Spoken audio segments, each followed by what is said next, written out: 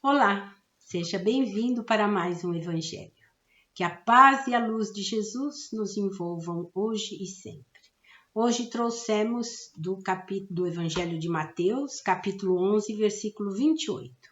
Vinde a mim, todos os que estáis cansados, sob o peso do vosso fardo, e eu vos darei descanso. E nós vamos falar hoje a prece no momento de dormir, né? Vamos falar sobre o sono, quanto é importante o nosso sono, né? Nosso sono é fundamental para a nossa saúde. Quando dormimos, descansamos e renovamos as nossas forças. E a falta do sono desgasta nossa saúde física, emocional e intelectual. E muitas vezes não conseguimos dormir devido a tanta preocupação. Mas em Deus podemos deitar tranquilos, sabendo que Ele está no controle de tudo. Então, não há motivo para nos preocuparmos, não é? E no Evangelho segundo o Espiritismo, Kardec traz no capítulo 28 uma coletânea de preces espíritas. Então, tem prece lá para várias coisas. E nós escolhemos essa hoje, a 38 e a 39, que são a sequência, né? A prece no momento de dormir. E os espíritos sempre disseram: a forma não é nada, o pensamento é tudo. Faça cada qual sua prece de acordo com as suas convicções e de maneira que mais lhe agrade, pois um bom pensamento vale mais do que numerosas palavras que não tocam o coração, não é? E Kardec nos recomenda antes de dormir, não é? O sono é o repouso do corpo, mas o espírito não necessita desse repouso, enquanto os sentidos se entorpecem, a alma se liberta parcialmente da matéria, não é? Gozando das suas faculdades espirituais. Quer dizer, o nosso espírito se afasta do nosso corpo, mas não se desliga, se afasta somente, né? Está ligado pelo cordão fluídico, né?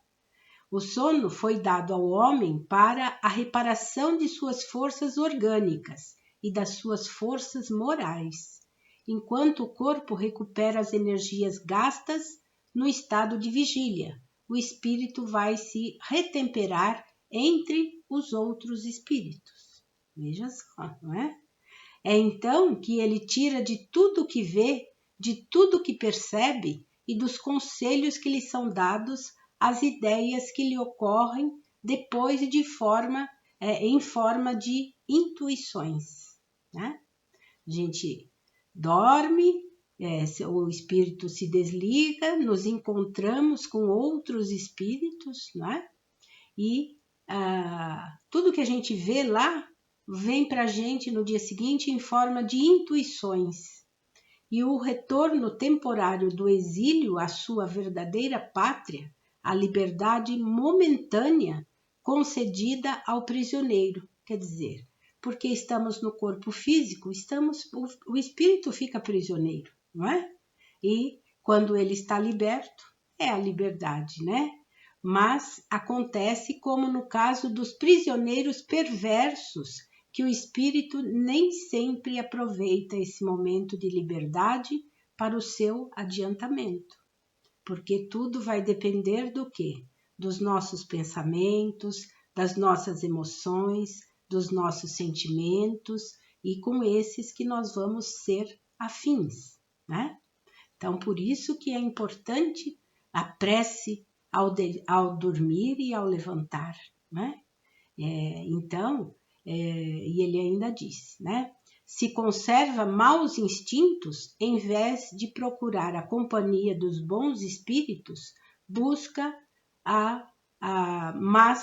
os de más inclinações.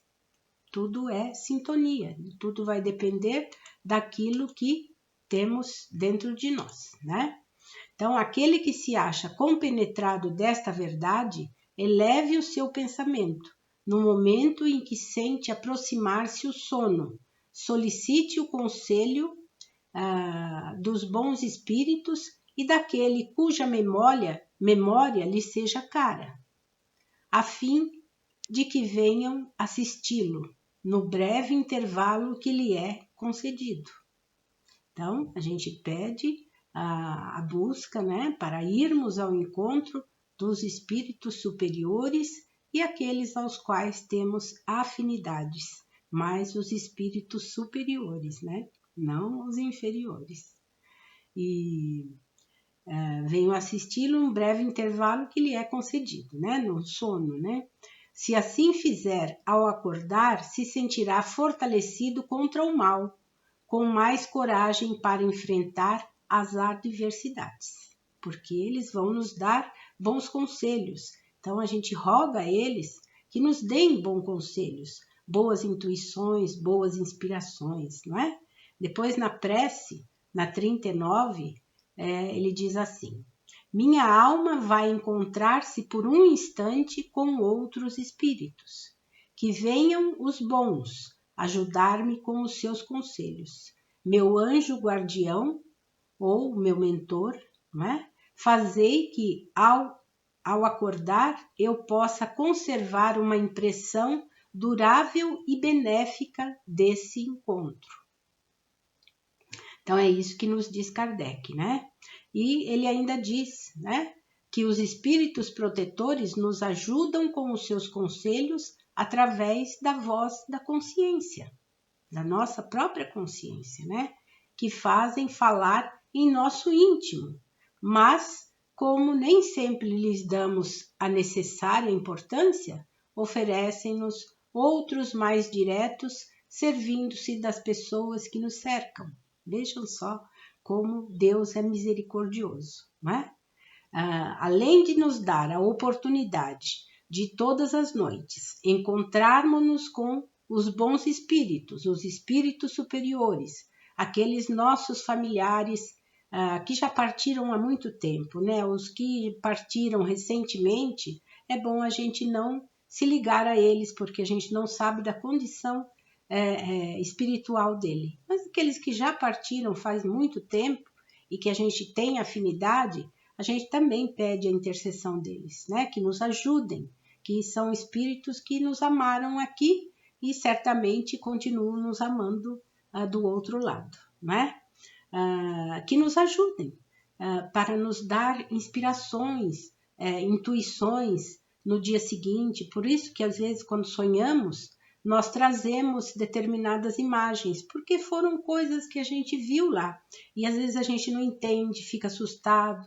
Então, por isso que é super importante a prece ao deitarmos e ao levantarmos. Então, é muito importante ligarmos-nos com os nossos mentores ou os nossos anjos guardiões também, super importante. E isso acalma, traz tranquilidade e ajuda a trazer o sono, né? A trazer o sono. E trouxemos um conto de Buda e o riacho, que vai nos ilustrar bem como que a gente serena a nossa mente para deixar o sono chegar, devagarzinho, de mansinho.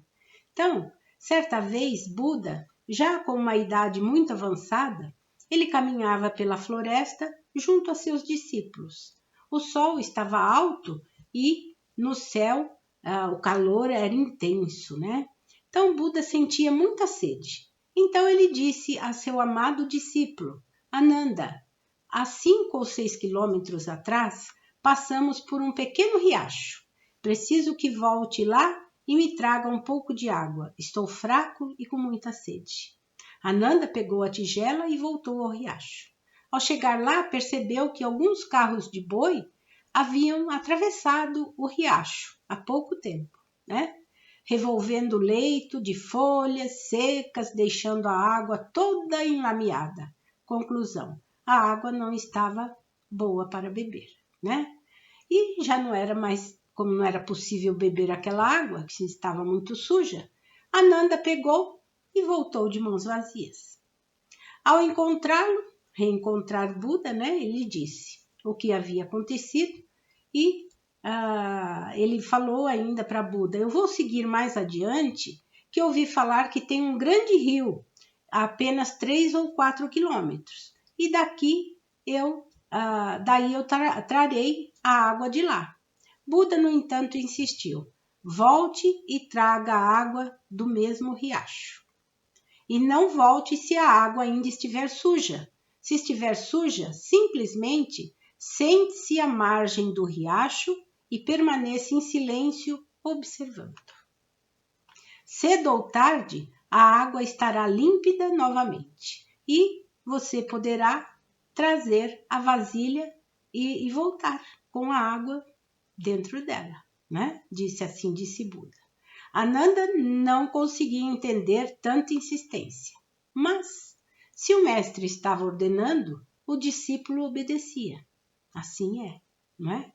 Assim, ele regressou ao riacho, mesmo achando aquilo um absurdo, que seria caminhar 5 ou 6 quilômetros sabendo que a água não era boa para ser bebida.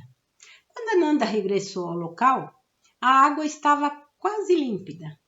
As folhas tinham sido levadas, a boa parte da sujeira tinha se assentado, no entanto, a água ainda não estava absolutamente límpida.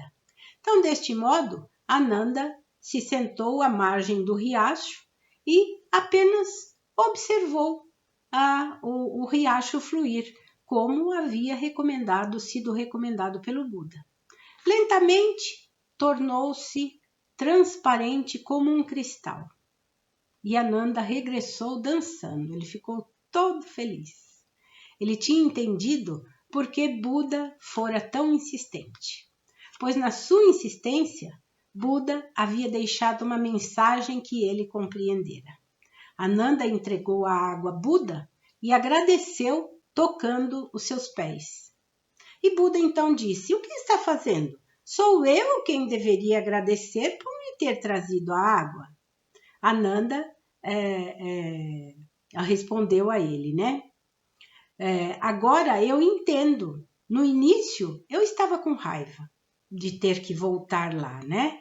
E eu não demonstrei, mas estava com raiva porque achava que era um absurdo voltar lá. Agora entendi a mensagem. Sentado na margem do riacho, me dei conta que a mesma coisa acontece com a minha mente. Se eu mergulhar no rio, eu sujarei novamente.